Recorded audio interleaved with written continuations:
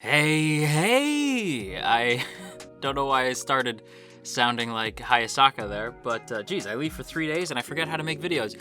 Hello, everybody! Welcome back to the channel. Welcome to something a little bit different. As you can tell, this week is going to be the start of us doing a news video. So you guys know that I cover seasonal anime here on the channel, and if you don't, hi, how's it going? My name is JoJo. I usually cover seasonal anime.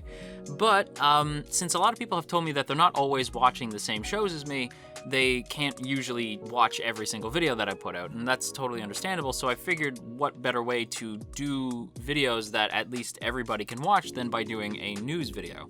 Still gonna be the same chill vibes. This is what is essentially the lo-fi hip-hop side of AniTube.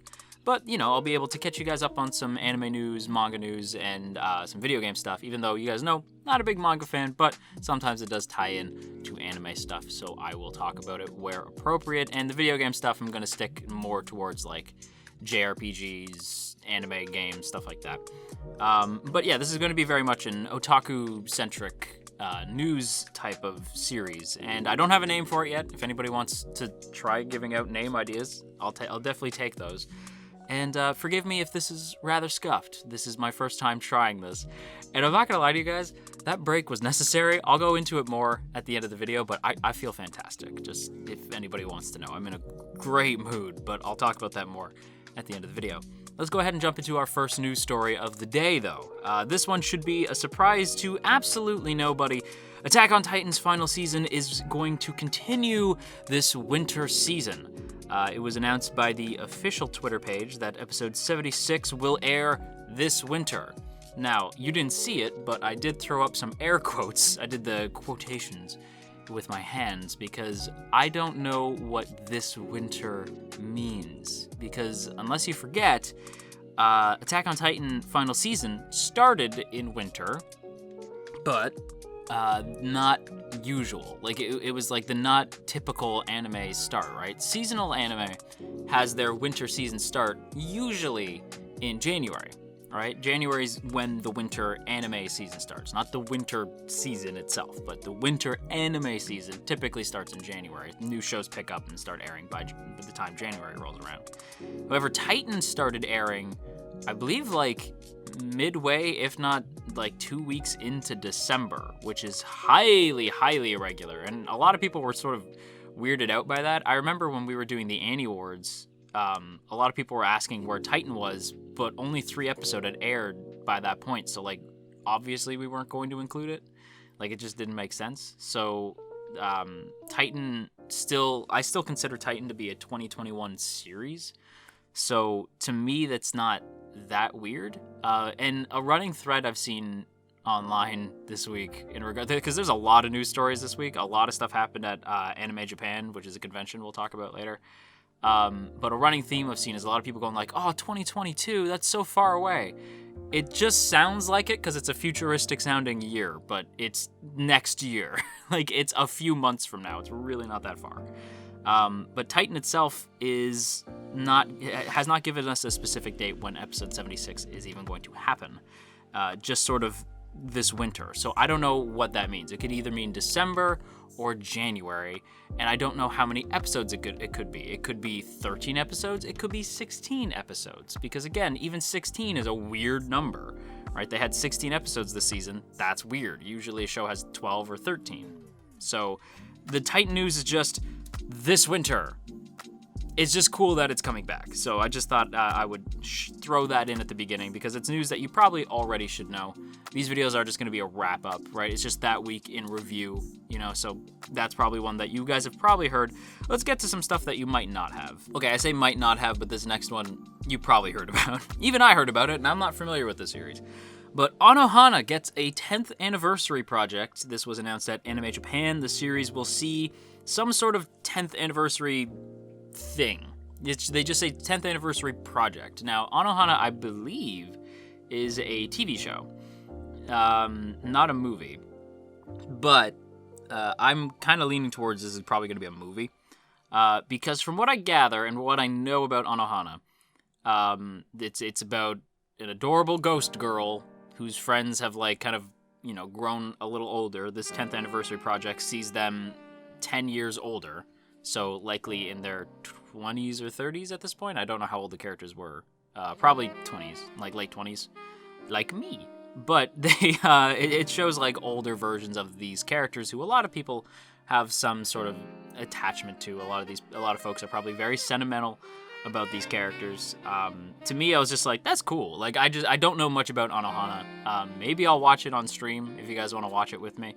I don't know too much about it. I've always avoided it just because you guys know me. I cry at the drop of a hat. Like, if anything even remotely sad happens in any anime I'm watching, I get hella emotional, especially if it's a video game. My God, if anything sad happens in a video game, I get hella emotional.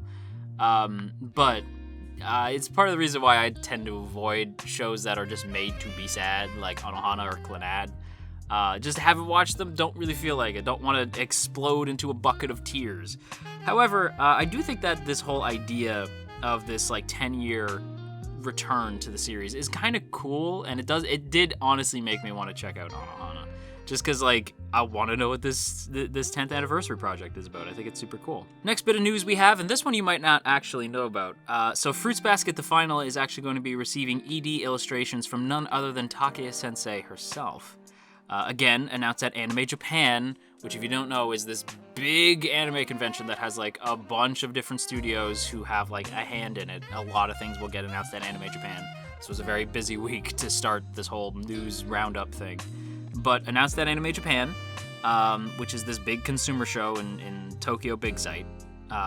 They announced that Takaya Sensei herself is actually going to draw 12 different illustrations to be used for the ED. And they can be viewed right now at the Fruits Basket Cafe, which is normally the Cheer Fancy Cafe in Chiyoda, which is super cool. We received the Toru design. So the internet has already seen the ED design for Toru. I'm not going to be showing it here just for fear of, like, you know, copyright.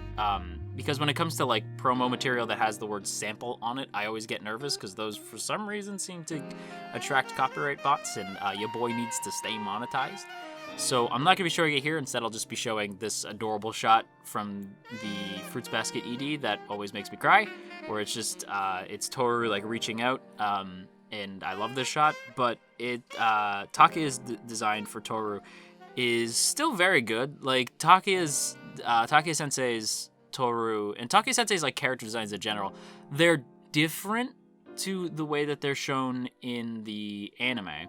Slightly different character designs, but that doesn't make them any better or worse. I just think that, like, when I see Takaya's designs, I know who drew that immediately, right? Like, her designs are very distinct, and her Toru is just super, like, just, it's so adorable. And it was cool to see, you know, like, her again have such a big role in the anime. I wish this happened more.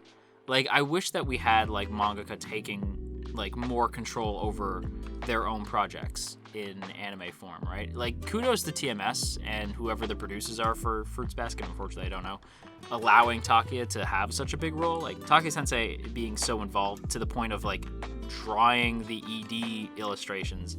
I just think that's super cool, and I just wanted to share that with you. So apparently, yeah, all 12 are currently available to be viewed at the Fruits Basket Cafe. I wish the Fruits Basket Cafe opened up here so I could see these, and I want to try whatever's at the Fruits Basket Cafe.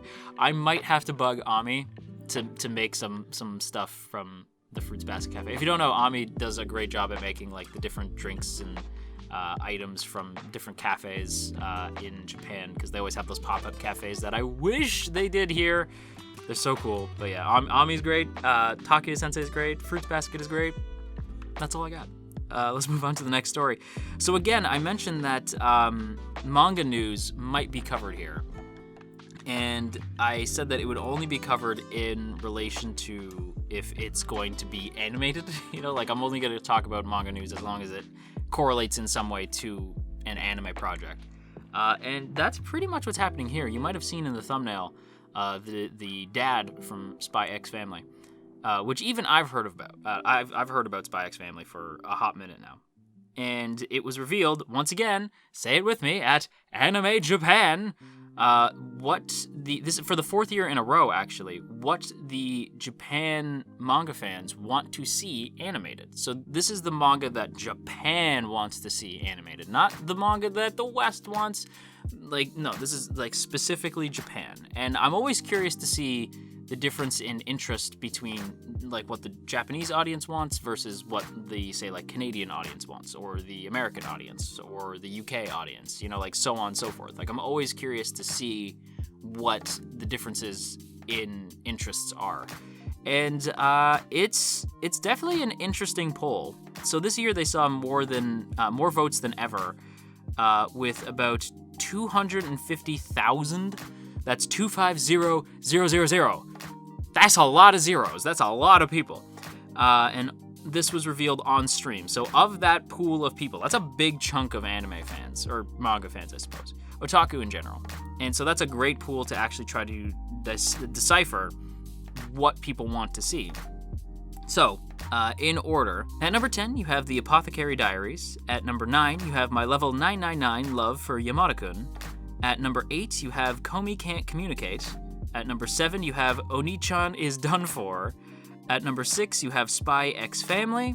At number 5, you have I'm in Love with the Villainess. At number 4, you have A Man and His Cat. At number 3, you have Senpai wo Otokono Oko, which I'm positive I mispronounced, so my bad.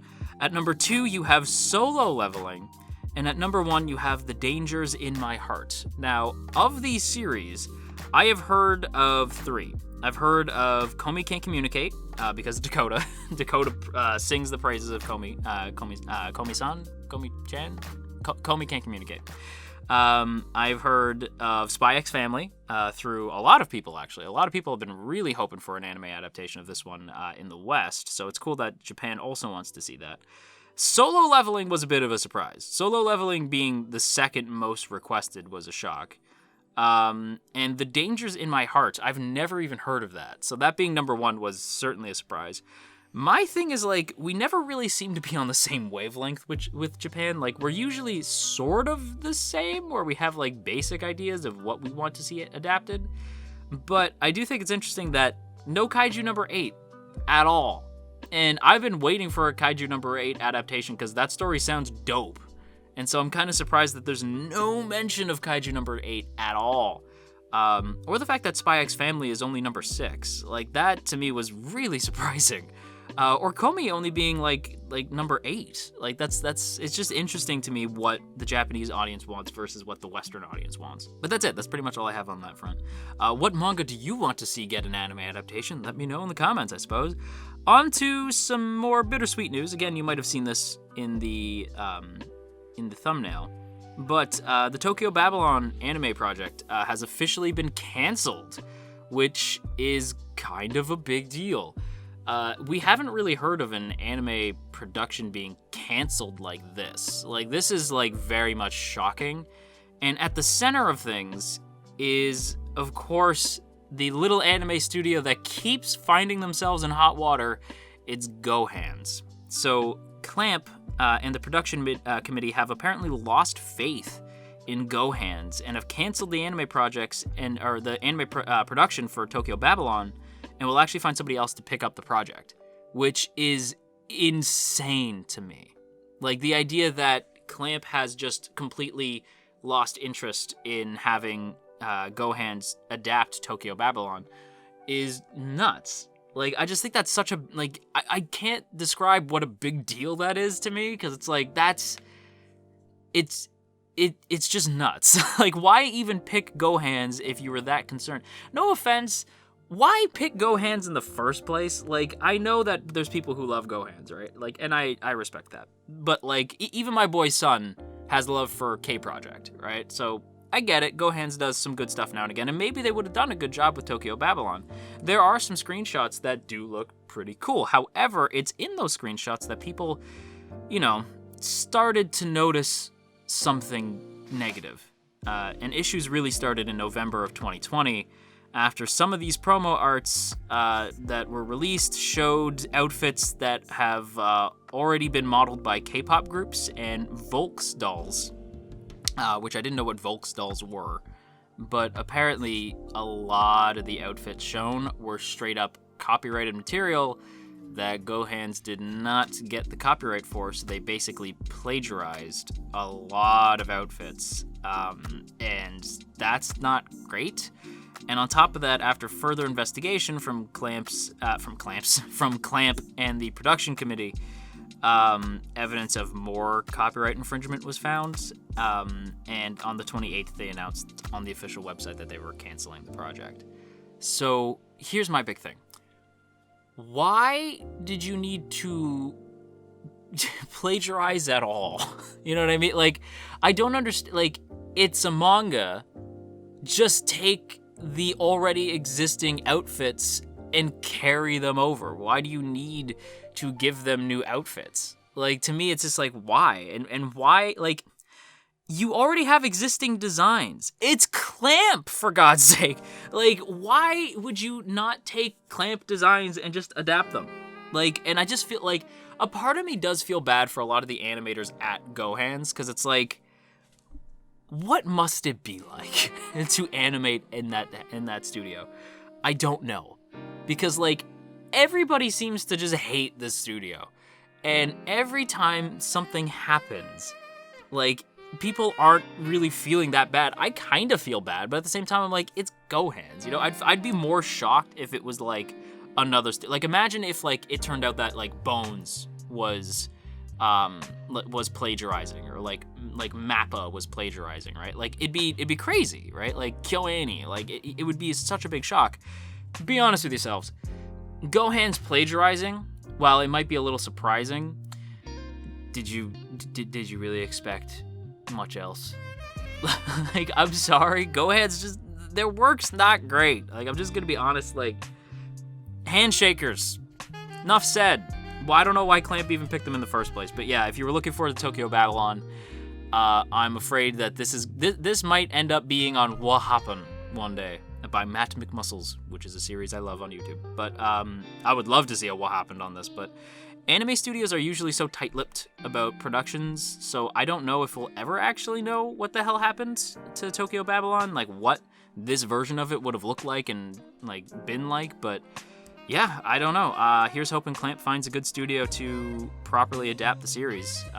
Guess we'll have to wait and see on that. Next thing we gotta talk about, Shaman King. So, the official website states that the series is gonna have 4 Blu-rays, 4 Blu-ray sets with 13 episodes each, which totals to about 52 episodes for Shaman King. Shaman King 2021. However, there is a slight concern of mine. I haven't seen the first episode. I'm aware that people have said that the first episode is out there. And again, Netflix jail, so y'all know that some certain websites are a thing. Are you savvy? Are you a straw hat? That's all I'm gonna say. It's Netflix's fault. I'm not, like, until Netflix starts simulcasting things, I'm not gonna apologize or feel even remotely bad about telling you to don a straw hat. That's all I'm gonna say. I'm not gonna feel remotely bad for telling you to become part of the Straw Hats and sail with Luffy, okay? Like, that's a Netflix problem. That ain't my problem. So, Shaman King, there's gonna be ways to watch it, even though it's stuck behind Netflix jail, which is annoying. And they don't care, by the way. Like, there's a great video that Arcada put out that is so perfectly, like, sums up everything to do with the Netflix jail thing. You go watch Glass Reflections video on that. It's super good. But essentially, like, Netflix isn't going to simulcast things. They're just not. So at this point, if something gets stuck behind Netflix jail, you're going to have to go old school and wait for fan subs, which is a bummer, but kudos and credits to fan subbers out there. You guys are doing, like, the true godly work. And even just, like, regular subbers as well, like the folks who work at Crunchyroll and Funimation. I appreciate you. I know you guys are going through some bullshit. I don't appreciate whoever it was who worked on Jujutsu Kaisen, because you're weird. I don't like what they did to Fushiguro, but I'm never going to get over that. But sorry, tangent. The thing with Shaman King that concerns me is the fact that it's 52 episodes, right? The series is 288 chapters of manga. Now, we don't know if this is the only season or if this is season 1. So if this is season 1 and it's 52 chapters, then cool, not a big deal. If it's like one series completely and it's 288 chapters, that's a bit of a concern. There are some series composers, and I don't mean like musicians, I mean like the head writers for an anime. They're called series composition.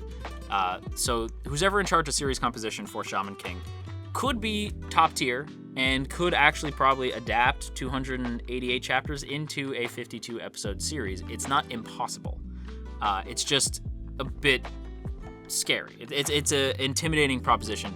And we've seen a lot of series lately be sort of pushed into this zone where they didn't have enough episodes to adapt the amount of things that they were trying to adapt. So I do hope that Shaman King isn't rushed, because this is going to be my first time experiencing Shaman King. I've never actually seen the original series, so I'm very excited to check it out. I'll probably watch the first episode on stream. Link to the website that starts with a T, where I stream these kind of things in the description. And yeah, I'm hoping for the best. I will say that the whole 4 Blu-rays with 13 episodes adding up to 52 is a bit concerning, because again, 288 chapters of a manga. But who knows, they could actually pull it off quite well. Let me know what you guys thought about the first episode of Shaman King, since again, Japan's already released the first episode. The rest of us are going to be waiting a while for it to actually drop on Netflix anywhere else, but yeah, let me know what you guys think. I'm going to try to hammer through the rest of these stories rather quickly. So the next thing I got to tell you guys about, if you didn't know already, was Yasuke finally dropped the trailer. Yasuke or Yasuke? I'm going to say Yasuke. But Yasuke finally dropped a trailer. Netflix Japan dropped a trailer, and then I believe shortly after that, regular Netflix dropped the American Netflix dropped a trailer as well. And if you don't know what Yasuke is, it is basically a mappa series that is going to be covering the story of Yasuke, who is a retainer who served Nobunaga during the Sengoku period. This is seemingly more of a fantastical take on Yasuke, and Yasuke is a very interesting real-life historical figure, because Yasuke was, I believe, the first foreign samurai. Yasuke was a black samurai way back in the day. And we've seen Yasuke in stuff. Like, we haven't seen him. I feel like it's such an interesting story. We don't see it enough. Like, I believe he's in Neo 2. I haven't played Neo 2, but I believe Yasuke's in that. And he's appeared in things here and there, but it's cool that they're getting, like, their own story now. And I feel like it's way past time. It's going to be directed by LaShawn Thomas, who directed stuff like Cannon Busters, Black Dynamite, Children of Ether, and did some episodes for The Boondocks. I freaking loved The Boondocks growing up. So that's super, super cool. The trailer itself looks crazy interesting. I've seen some sites say that, like, the series is going to be focused on like, basically like the Sengoku period, but with magic and mechs. Okay, like, that's a little bizarre, but I'm kind of down. The trailer looks legitimately cool. If you haven't seen it, you should check it out. I'm very curious who the Japanese cast is going to be, because we do hear, like, English voice actors in the trailer. They're fine. I'm not a big dub guy. You guys might know that. Not saying that dub voice actors are bad. They're usually quite good. One of my favorite voice actors in general, dubs or subs, is Johnny Young Bosch. Or like J. Michael Tatum. So, like, obviously there's English voice actors that I like quite a bit. This cast is fine, but I'm probably gonna watch this sub. So, you know, I want to know who the sub actors are gonna be. But yeah, Yasuke is looking super dope. You should check out the trailer if you haven't yet. It's pretty rad. Next piece of news. There's 2 Yuru Camp news this week. 2 pieces of Yuru Camp news. The first one's surprising, and the other one is just news on something that we've already heard. I'll get to the surprising one first. So, Yuru Camp is heading to consoles. Okay. That's weird, right? So, recently, we had this, like, VR experience that came out, and it legitimately made me want to get a VR headset just so I could hang out with my girls Rin and Nadeshiko, because I love those two. And Yuru Camp's dope. I haven't seen Season 2 yet. I love Season 1. I want to just binge watch Season 2. Even though I'm not a binge watching guy, I just want to save Yuru Camp for a day where I really need the pick-me-up. So I love, love, love Yuru Camp. And I wanted to check out the VR experience. Didn't have the option to. I don't have the tech. However, it was announced via Mage's Twitter account, Mage's being the team who worked on the VR experience, I believe, that they are going to be working on a consumer game heading to consoles. Now, here's the thing with Mage's, right? Mage's is typically known for things like Steins Gate, Konosuba, Corpse Party, and the upcoming Famicom Detective Club. So, Mages is a visual novel team, right? Not always, but most of the time. Konosuba, those games do have, like, actual gameplay in them. Like, there's, I believe, like, one of them's like a shmup, right? Like, there's, like, stuff like that. Like, they do have, like, little elements of actual gameplay. And I am so excited for Famicom Detective Club. So the fact that Mages is working on both right now has my interest. I'm definitely curious about what that is gonna mean. Like, what would a Eurocamp visual novel even look like? I'm just very curious about that. Also, since I'm excited and mentioning Famicom Detective Club because I'm very excited, does anybody know any fully voiced visual novels? Preferably subbed, by the way, because I wanted to play a bunch of visual novels on stream, but the problem is most of them aren't voiced, and I can't voice that many characters. As you guys know, I have some throat problems, so I can't talk for that long. Ironically enough, I could talk too much, but I actually talk to a point where I throw my voice out. So that's what I guess JoJo talks too much means now, that I talk to the point where I actually damage my throat. It's not that I can just talk infinitely. So if anybody knows any fully voiced visual novels, I would love to hear about it and play them on stream. I believe Famicom Detective Club is going to be fully voiced in Japanese, which is what I'm looking for. That's super dope. And hopefully the Eurocamp one is as well. But on to the second piece of Eurocamp news, the movie. We were told a while ago that the good folks over at C Station were not only working on season 2, but a short series spin-off and a movie. And I remember when I heard that, I was like, this is kind of crazy, because Eurocamp is everywhere now. And I'm glad, because I really think that Eurocamp is one of the best slice of lifes to come out in recent memory. I just think Eurocamp is phenomenally done. There's something about it that just captures a sort of magic that a lot of other slice of life series have had trouble capturing in recent years. Like, there's a lot of great slice of life, but Eurocamp's been one of the best in recent times.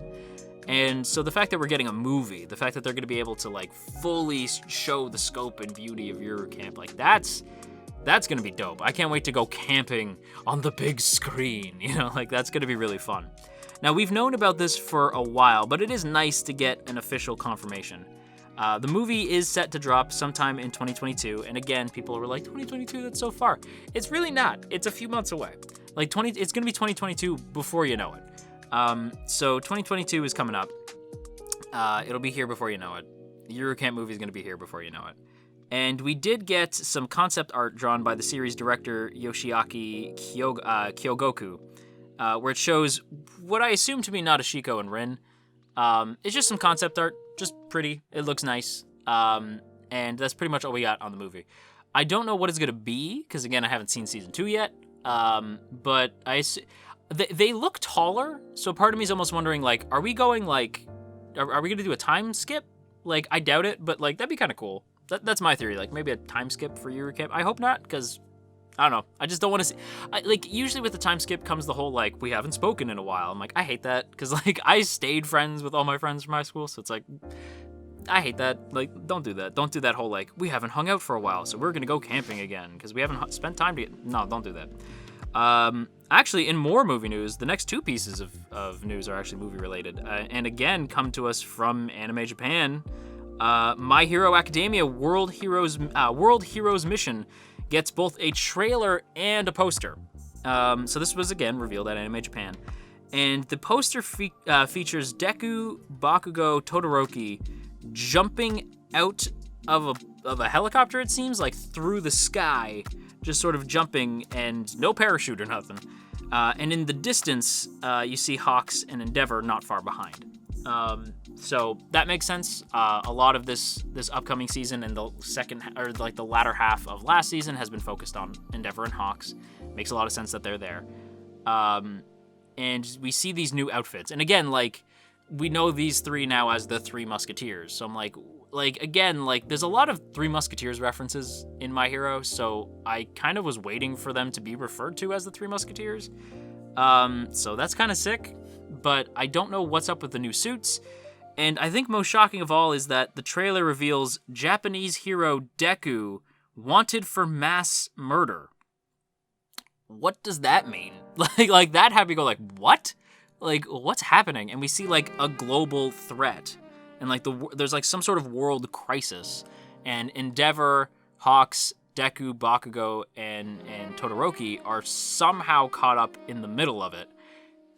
And that's just really interesting to me. Like, I just gotta know what's going on. I haven't seen any of the My Hero movies just because they very much look like shonen tie-in movies that I just kind of watch eventually, right? Like, I only watched like the Naruto movies like in college, you know what I mean? Like, because it's like they're cool, I like them, but they don't tie in any way.